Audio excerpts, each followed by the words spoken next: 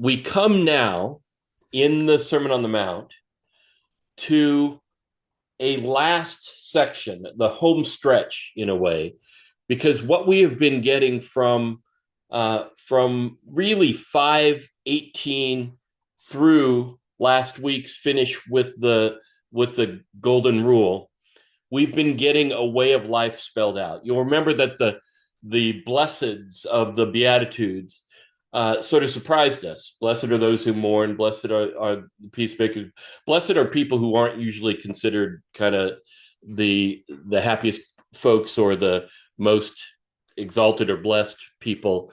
And so Jesus starts by naming things differently than we might expect, and then moves on to an extended gathering of a life, right? That starts with, I've not come to abolish the law and the prophets. I've come not to abolish, but to fulfill.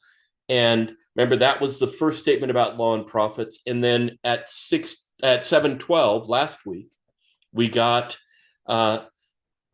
always treat others as you would have them treat you, for in this is that is the law and the prophets, right? So we got this inclusio that we talked about last week that encompasses the whole ethical teaching or the whole moral formation of the Sermon on the Mount.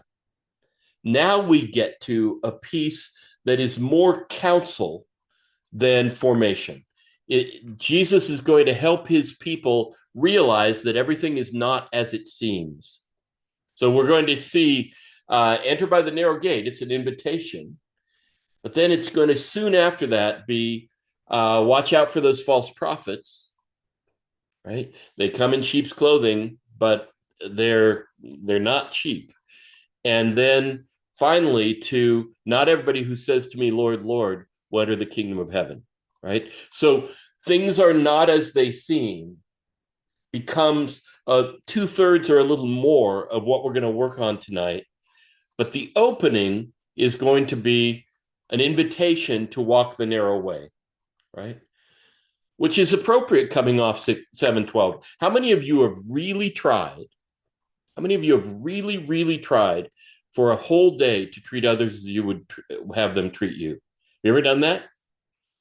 I was teaching a Bible study at the church where Kelly and I used to work together, and at that Bible study we did a summer reading of some C.S. Lewis things, and C.S. Lewis in his book challenges people to take a day and just chart how much you are compliant with the Sermon on the Mount. So I had them do it, and the next week we met, and one woman came back and said, Alan, I'm just very bad.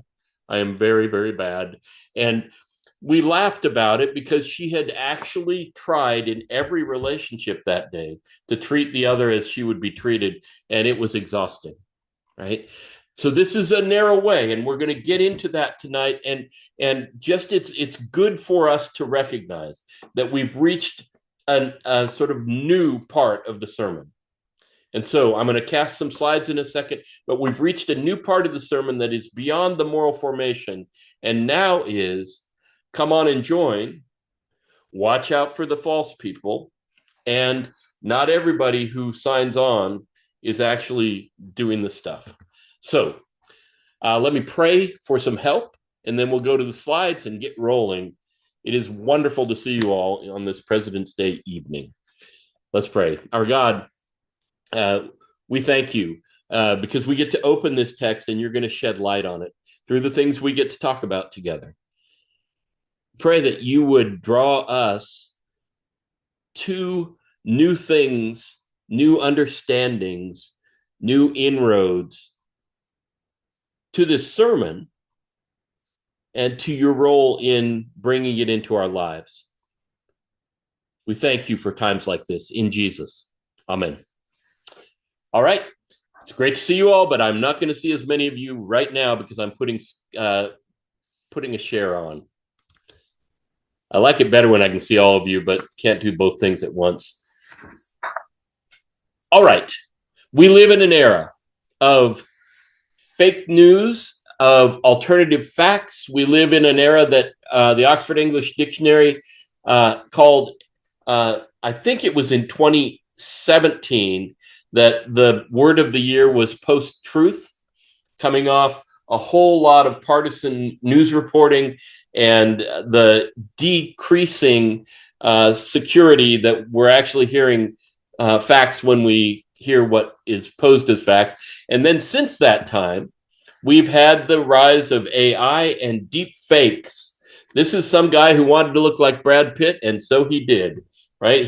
He put AI to work in this Vicom Tech app or program, and he went from being him to being Brad Pitt, and AI did an all right job of it. But we wouldn't have known that that wasn't Brad Pitt, because we live in a time when deep fakes can happen. It's happened in more significant ways, of course, when people post things as if somebody said something when they actually didn't, but there were their mouths moving to that very thing, and there was their voice saying that very thing. It was just deep faked by good tech. Badly used, I think. And so we have fact checking as a thing that we have as a part of our lives, a hope of getting through that blur and actually finding out something on which we can stand. And of course, that is hard when we have different experiences of reality. So there are a lot of reasons why in our time, the general public feels less secure that it knows what's going on than it has, certainly in my lifetime, and probably for quite a lot longer than that. So it's not a bad thing for us to get some help from Jesus on how to sort the voices. And that will be the middle section of this part, right? That's going to be the middle section when we get to the false prophets and their messaging, which is going to be a primary part of what we're working on. That will be our sort of envelope of the evening, because as I said in the intro, things are not as they seem. The big part of what Jesus is cautioning his disciples and now the crowd that's gathered about. And so we move to the passage, the opening passage. Jesus said, "Enter through the narrow gate." And this is 7:13 and following. "For wide is the gate and broad is the road that leads to destruction, and many enter through it. But small is the gate and narrow the road that leads to life, and only a few find it." Now, when I choose images to put alongside text, it's partly to keep you interested, to give you something to do with your eyes as I read if you aren't reading along. But this time, I do this because when I think of a gate, I think of a picket fence or a backyard fence, the one that goes from our backyard to the place where I put my garbage out. And that is a narrow gate, but I enter it pretty freely, and it didn't seem like the proper one. This is what a gate looks like in a walled city, and this is what a gate would have been understood as probably in Jesus's mind and the mind of his disciples. It's a different thing, and so limited entry point would have been a part of gates in their understanding. Now, he compares a wider gate, for wide is the gate and broad is the road that leads to destruction. There were wider entries to some cities and also through passageways, and he cast that image as a contrast to the narrow gate, the less often chose. Small is the gate and narrow the road that leads to life, and only a few find it, he says. Now, the question here is, what does life mean? What does Jesus mean when he talks about life? And of course, it could be eternal or afterlife, or it could be, as we've been kind of playing with throughout this series, it could be the flourishing life that Jesus has laid out, that has been mostly here and now life, that we started with when we started with don't murder. You've heard don't murder. I say don't even nurse anger. And Jesus interiorizing the demands of behavior so that the life gets full and we aren't seething at our enemies, even if we stop short of killing them, right? And so life here could mean afterlife, and we're going to get to that especially further down this evening, but it likely here means the leading to life that he's been describing in the way a community lives, an individual lives in the Sermon on the Mount's description, right? So not even anger when asked to not murder, not even lust when asked not to, when commanded not to commit adultery. When told to love your neighbor and hate your enemy, as Qumran had it, I tell you, love your enemy and pray for those who persecute you. These kind of high demands, Jesus is saying, it's kind of like a narrow gate, and not that many find their way to it, but I commend it to you and invite you to it. That's the word enter at the beginning of this paragraph, right? Enter through the narrow gate. He highly recommends.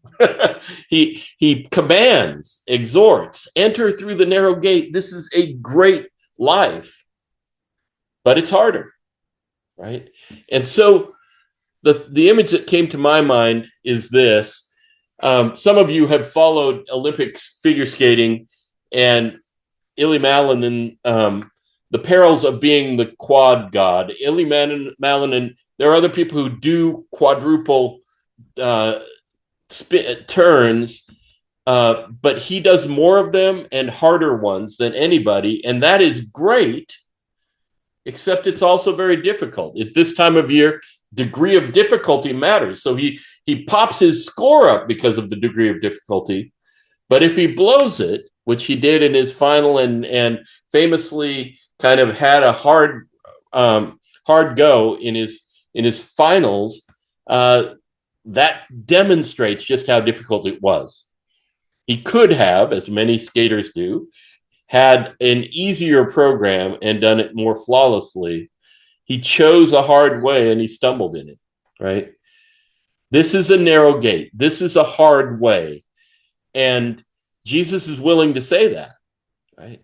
It's a more difficult thing to choose to love your, to do to others as you would have them do to you. But I am calling to you because in the end, it is the best life. That feels like the way he's using life here.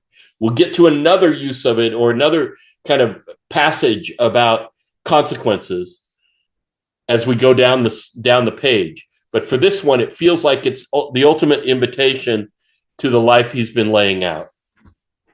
And it's not an unfamiliar invitation.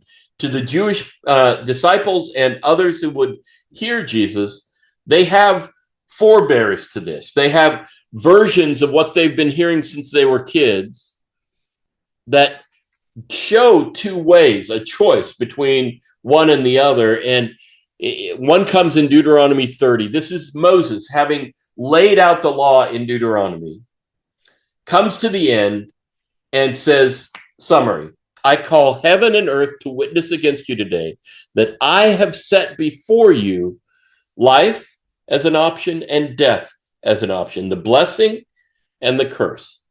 So choose life in order that you may live. You see the use of the word life there, and you see that there are two options. And in his teaching throughout Deuteronomy, Moses has said, if you take the obedient route, blessing will come. If you take the disobedient route, cursing will come. And here's his summary of all of that, right? You can contend with the theology of that because, of course, there are very, very law-abiding, Moses' law-abiding people who get sick and very, very disobedient people who stay well, right? So how to interpret blessing and curse is a thing. But you can see the two ways, one that leads to life, right? Jesus would have had that echoing in the air around him on the Sermon on the Mount. And of course, there's Psalm 1. Blessed is the one who does not walk in the step with the wicked, or stand in the way that sinners take, or sit in the company of mockers, but whose delight is in the law of the Lord, and who meditates on his law day and night. That person's like a tree planted by the streams of water, which yields its fruit in season, and whose leaf does not wither. Whatever they do prospers. Not so the wicked. They are like chaff that the wind blows away. Therefore, the wicked will not stand in the judgment, nor sinners in the assembly of the righteous. For the Lord watches over the way of the righteous, but the way of the wicked leads to destruction. You'll notice differences in both of these forebears, both of these antecedents of Jesus's words, but you can see that there are echoes also, right? That there is a tradition, and it goes to Qumran. It permeates the literature in the time before Jesus came. That's not in the Hebrew scriptures. It is in Qumran. It's in a lot of places, including it gets picked up in the Apostolic Fathers of the early Christian church. It's not an unusual way to present things, but having come off the Golden Rule and the whole system that he's laid out in the Sermon on the Mount, it makes sense for Jesus to say, this is going to be harder than a lot of people choose to live, right? All right. In this sort of few people choose it context, we probably ought to context it more widely, because later, 2 chapters later, Jesus is going to look at all the crowds who are gathered to see him, and he'll have compassion for them because they were harassed and helpless like sheep without a shepherd. He said to his disciples, the harvest is plentiful, but the laborers are few. Therefore, ask the Lord of the harvest to send out laborers into the harvest, into his harvest. And so Jesus, 2 chapters later, will comment on the size, the amount of fruit, right? The amount of harvest that is coming, and ask the disciples, let's see if we can multiply the team. Ask God to help us multiply the team, because there are more people than we can get to, right? So few is relative here.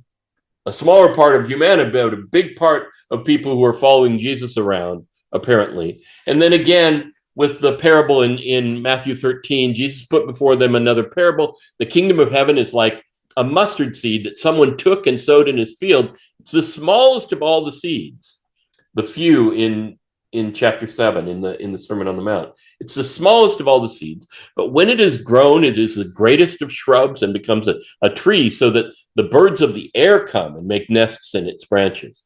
Now, Jesus may have been talking about the growth of a single life, or he may have been talking about the growth of the community of people who have chosen the narrow gate, or he may be talking about both.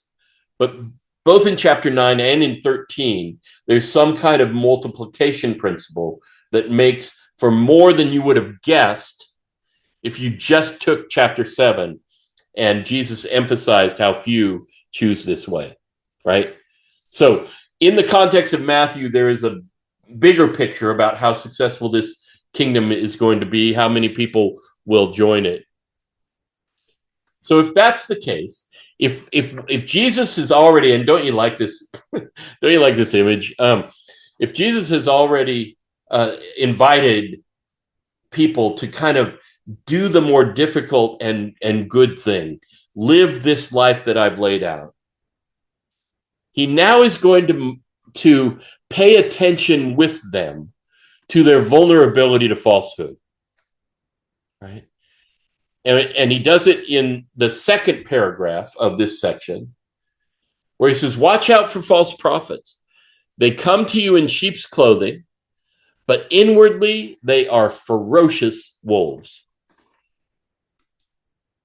By their fruit, you will recognize them. Do people pick grapes from thorn bushes or figs from thistles? Likewise, every good tree bears good fruit, but a bad tree bears bad fruit. A good tree cannot bear bad fruit, and a bad tree cannot bear good fruit. Every tree that doesn't bear good fruit is cut down and thrown into the fire. Thus, by their fruit, you will recognize them. So let's go back to the stated problem. There are false prophets. Now, with this, I want you to imagine with me the life of an early Christian community that is gathered in one of the towns of Galilee or of Syria or Matthew is sometimes thought to have written from Syria, and we could imagine an audience there. Sometimes thought to be in Judea or Galilee themselves. Sometimes he's thought to be farther away, but wherever he is, he's watching over a close-knit Christian group who were largely started out Jewish. So they're a Jewish Christian group, as we can tell from other things in the gospel. And as he does that, as he ministers to them, he knows that there are a lot of itinerants in the early Christian church. There are a lot of people who, like Paul, like the evangelists, some of them, do one city where they come in and minister or at least address the Christian group and then go on to another. Gerd Tyson, who is a sociologist of the New Testament, or was in the late 1900s, early 2000s, from Germany, has pictured that community of itinerants, which is kind of a misnomer. It's hard to think of a community of itinerants. This group of people who would have traveled around, and which of Jesus's sayings would have been important to them. Well, we can imagine that, but what Jesus is doing here is paying attention to the people whom they'll be speaking to, who get different voices coming through and have to figure out which ones should I listen to. And here's where you and I live, right? We started with this. You and I live in a time when there are more voices available to us than at any time for any people in the history of the world, right? By the media, by the ways that we receive every voice that we have almost access to every voice that wants to speak. We have the terrible job of trying to figure out which ones to listen to, which ones we ought to pay attention to. That would have been, in smaller letters, what the early Christian churches that dotted the land would have experienced. They had to figure out, how do we know which ones are telling the truth? Because they didn't always agree, right? And so in that context, Jesus gives them a true north, which is, well, what are their lives like? Now, fruit would have been in many other places. There are so multiple that I didn't bring examples in because it's pretty easy to find them for you. Moral teaching often in Judaism, in Greco-Roman teaching, moral teaching often thought of the end result of moral formation as fruit. That is, if one is well schooled, well taught morally, if one has the Spirit, right, we got Paul saying the fruit of the Spirit is love, joy, peace, and so on in Galatians 5. Fruit is often seen as what comes out of a life that has good things going on inside it, right? And so by the fruit of these messengers, by the shape of their lives, Jesus seems to be saying, you will know which ones to listen to. That is, character is a guide to veracity, truth-telling. And that's an interesting true north, right? What people are saying is not in Jesus's focus here. Who is saying it is in Jesus's focus. So, remember when he was teaching about hypocrisy in chapter 6, when he gets to 23, 24, when he's got his harangue to the Pharisees and scribes, Jesus says, listen to what they say, but don't do as they do, because they don't do what they say, right? He allows them to listen because they carry on Moses' teaching, the Pharisees and scribes, but he says their life will mislead you. Right?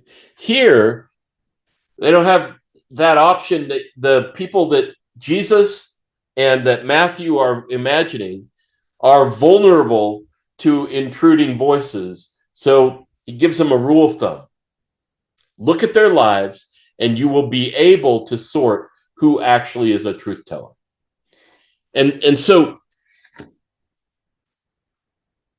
we get to a problem that actually existed in early Christianity. Lucian of Samosata is one of my favorite ancient authors. He wrote in the 2nd century. He was a satirist.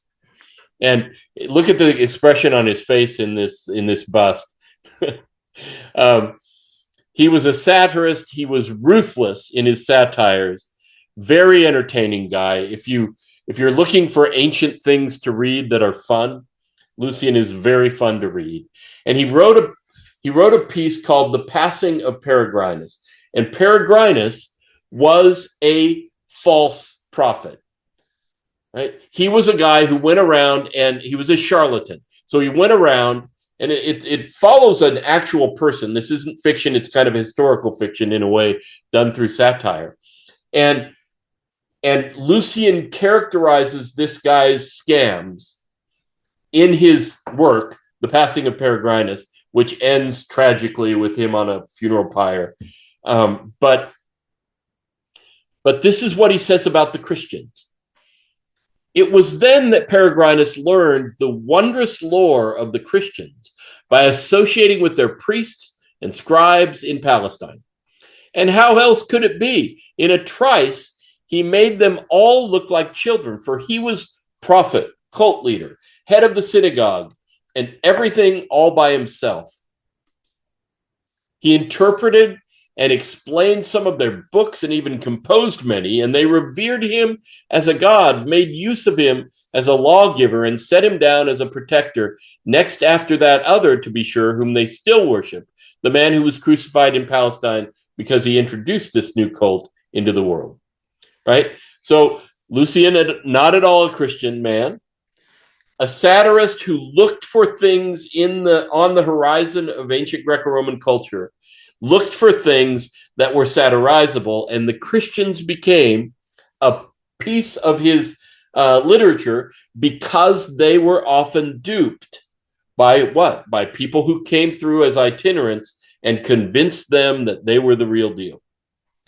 In the extended version of this, in the verses to come after this, we see that he made off with a good deal of their money and a good many favors because he Peregrinus endeared himself to them. So the Christians were known, at least to this satirist, and usually a Saturday Night Live sketch doesn't work very well if it doesn't pull a string that everybody at least knows is in place. So we would imagine that he's portraying something that a wider audience would have perceived as well, right? So the early Christians were often seen as gullible. Jesus tries to answer in advance that gullibility, or supply them with a way to respond in the face of competing voices and uncertainty of how to sort them.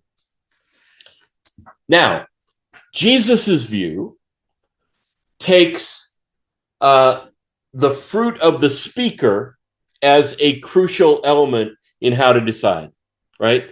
We've seen that. The life of the speaker becomes the primary datum that he appeals to as an arbiter of whether to listen to the person or not, or she.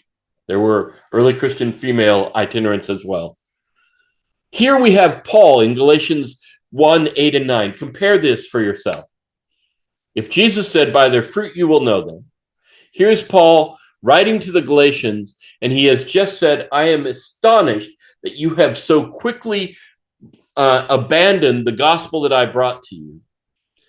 And then he moves on in 1, 8 and 9 to say, even if we or an angel from heaven should proclaim to you a gospel contrary to what we proclaim to you, let that one be accursed. As we've said before, so now I repeat, if anyone proclaims to you a gospel contrary to what you received, let that one be cursed. Right? Notice the difference here. Where is Paul's focus for arbitrating what voice to listen to? Well, it could be an angel of heaven who speaks of a non-gospel, speaks things that don't match up to what Paul has taught them, and you should not listen to that angel. In other words, it's not the quality of the life or the quality of the character that is the sorting principle for Paul. It's the content of the message.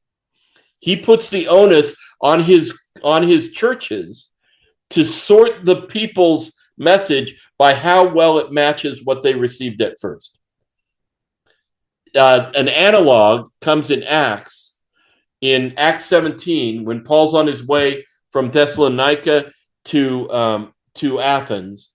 He stops by Berea and he speaks there. And in Berea, the people he speaks to the Jewish leaders, and they take out their Torah and they compare things, their prophets, and they compare things, and they say, yes, you are speaking truth. In Acts, we have the Bereans, about whom or for whom many Bible studies have been named in the history of Christianity. If you've ever been in a Berean Bible study, it's because of that passage in 17. That place, Paul commends them for looking at his content and weighing it against the truth that they knew from Scripture, right? He asks the same thing of his converts in Galatia, and then again in Philippi, he flashes this same principle. So some proclaim Christ. This is Paul from prison. He says there are people who are trying to. So Paul is in prison, and he's encouraging the Philippians that while he's there, he has just told them, I'm chained to some guards, and because of that, I got to share the gospel with them. So the gospel is going forward. He is a little concerned that he's not out there getting to evangelize out in the wider world. He says, some proclaim Christ from envy. These are preachers who are out doing evangelism like Paul does. He says, some proclaim Christ from envy and rivalry, others from goodwill. These proclaim Christ out of love, knowing that I have been put here for the defense of the gospel. The others proclaim Christ out of selfish ambition, not sincerely, but intending to increase my suffering in my imprisonment.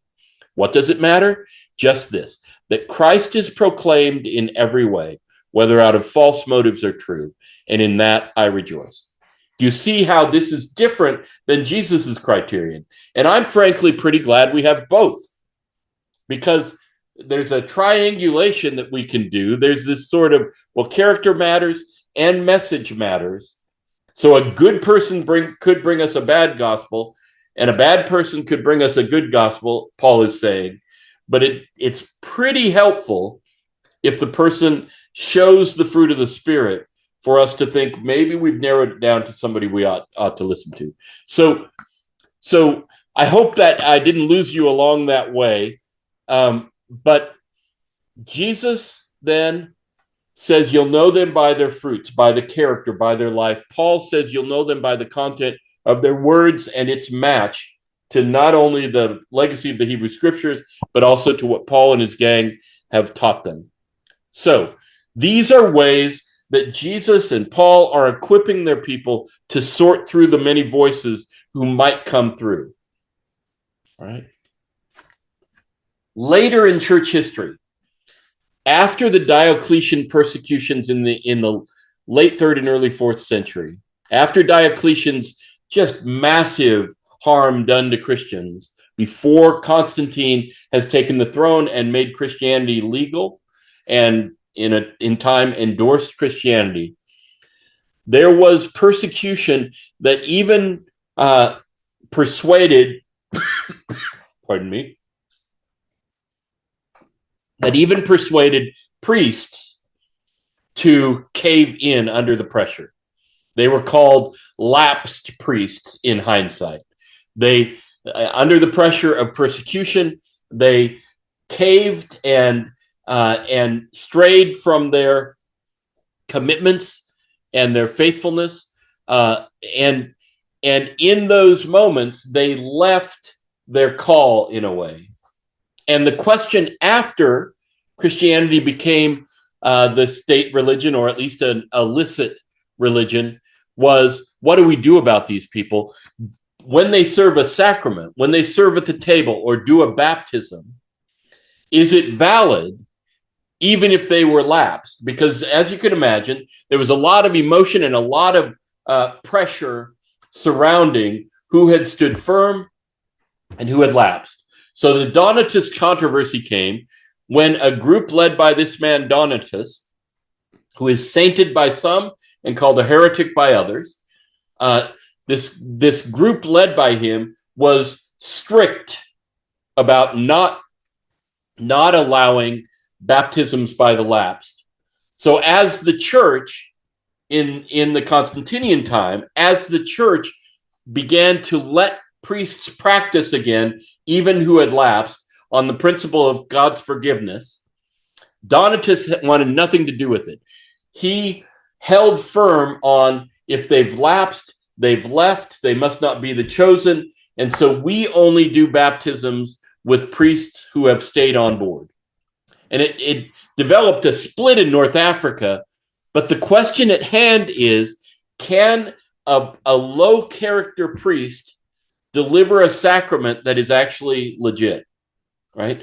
Does the messenger get separated from the goods he messages, in a way, or she messages?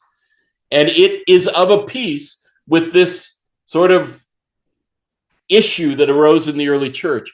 Is a message good if the priest is bad? And is a message necessarily right if the priest is good? Now, I don't know how you sort through the many voices that you face. I don't know how you sort through the varieties of Christianity that you face. I've summarized for you, so I'm going to skip through the description that's in the early Christianity.net. I don't know how you sort that, but I bet you have a method by which you decide whom you're going to listen to, right? I bet you have a way that you sort voices. I bet you have people you most go to, or sort of wise voices that you listen to. It's hard not to operate. It's hard to operate without that kind of help.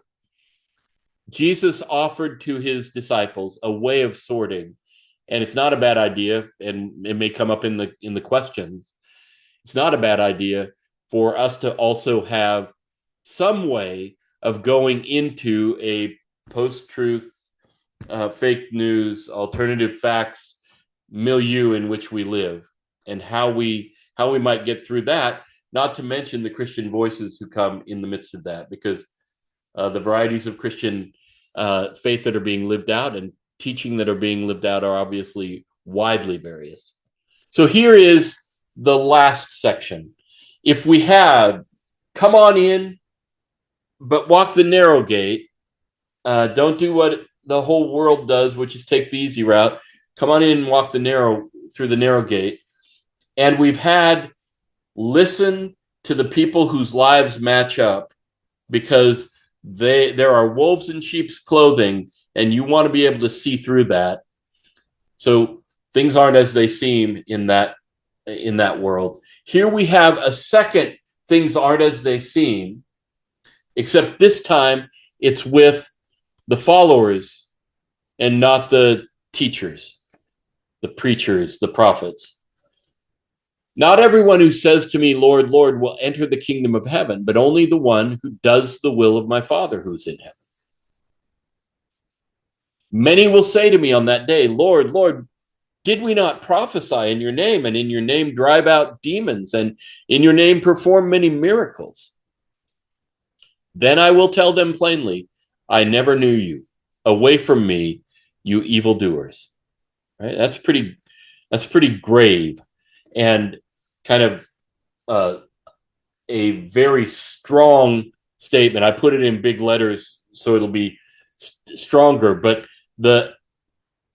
the message is that there's a lot at stake in being authentic with this, right? And he doesn't say what makes people inauthentic in a whole lot of detail. Many will say to me on that day, Lord, did we not prophesy in your name, and in your name drive out demons, and in your name perform many miracles?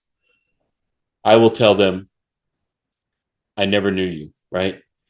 Notice, though, that we do get a criterion that's pretty straight on in the first sentence. Not everyone who says to me, Lord, Lord, will enter the kingdom of heaven, but only the one who does the will of my Father who is in heaven, right? Now, We have the same question we had with the word life earlier, right? We have the same question we had when Jesus said, follow the narrow gate, the narrow path of the narrow gate, because it leads to life. And we called on Moses in Deuteronomy and Psalm 1 to join his voice, that life is the outcome. And we there said that the life he seems to be talking about is the full flourishing life that comes if you go all in on the Sermon on the Mount from 5:18 to 7:12, right? Here, this has a future tense. Not everyone who says to me, Lord, Lord, will enter the kingdom of heaven, but only the one who does the will of my Father. You've got a future and a present. And this leads some to say that Jesus is here talking about a sort of apocalyptic afterlife. And he may be. If so, I think he's done both things in the course of our verses tonight, right? First, take the narrow way that leads to the life that we've been building since 5:18, and then here there will come a day of reckoning, and people will say, Lord, I did a whole lot for you, and I will say, I never knew you. And the criterion that he's looking at is the will of my Father who is in heaven. Now, sorting who's in and who's out has been a Christian penchant since we started, right? The centrality of the question, who's in and who's out, is pervasive throughout Christian history. And so we get inquisitions, and so we get witch burnings, and so we get crusades for the sake of conversion, and all of these things. The thing to the notice about this is, and I'm going to go off screen for a second and then we'll come back to it. I went to a conference in Philadelphia when I was a graduate student, and it was the Academy of American Religion Society of Biblical Literature conference. We were in Philly, and Toni Morrison, the great Nobel laureate novelist, came and spoke to us as she was writing her novel, Paradise. And Paradise was going to be her creative, and it ended up a great book. But she was just researching at that point. And she shared with us her research on Paradise. She had done both reading all the classic sources, the epics on Paradise, Milton, Dante, even Homer, what were Greek versions, what were Roman versions, so all the way through literature, but also she did oral interviews with people from Southeast Asia and Latin America, and she just compiled all she could get about what paradise, what the afterlife looks like. And she said, they were very different from one another in many details. One would have this, another would have that, but they all agreed on three things: community, you and me; eternity, together forever; and exclusion, without them, right? The three things she noticed in every vision of paradise were community, eternity, and then somebody has to be out for it to be worth going to, right? I wouldn't belong to a club that would have me as a member, Groucho Marx, right? The pervasiveness of in the human community and in Christian history of having insiders and outsiders makes its way through, honestly, because of passages like this. What I wonder, though, is that the tendency has been to prize orthodoxy over community in the history of Christianity. And so early on, we started defining heretics by what they said. Jesus does it by what they do here. He does it by what they do in Matthew 25 when he does the sheep and the goats, and he says the sheep help people who are hungry, thirsty, in prison, sick, all of those things. The goats don't, right? Matthew, and this is where I started our whole series.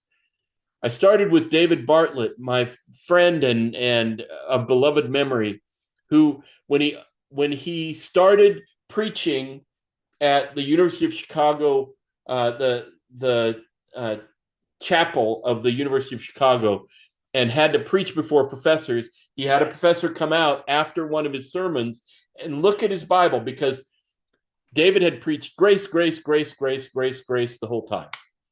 And this theology professor, who was beloved by him, but also scary because he was smart, came out and he saw David proudly holding his Bible under his arm, and he took it away from him, and he looked at it and said, I bet those dirty spots are Romans and Galatians. And it's a good thing you know about grace, but could you dirty up Matthew and James a little bit for us? Right? And so David started to read the Gospels again, started to read James again, because Christianity has tended to be about orthodoxy more than orthopraxy. If there is a deciding point in the Gospel of Matthew, it is almost always what people do, not what they say. That's been sort of the flow of the evening. And so I leave you with that just as sort of a challenge to our history and to some of our tendencies, because we live in a political time of canceling people because of what they say politically. We live in a time when there are folks we shouldn't extend empathy to because they disagree with us. We live in a time when Christianity might have a voice in cancel culture about prizing community over orthodoxy and gathering around common bonds of what we ought to do together. I think Matthew opens a door to that. I think Matthew gives us community in the Sermon on the Mount that is formed around character and sort of behavior rather than around exact belief system, right? So we've been taught a little bit tonight about the difficulty of this road. We've been taught a little bit tonight about the difficulty of sorting the voices of our teachers. And we've been taught a little bit tonight about what being one of God's people, one of Christ's people, really looked like, is actually looking like Christ rather than saying words that make it seem so.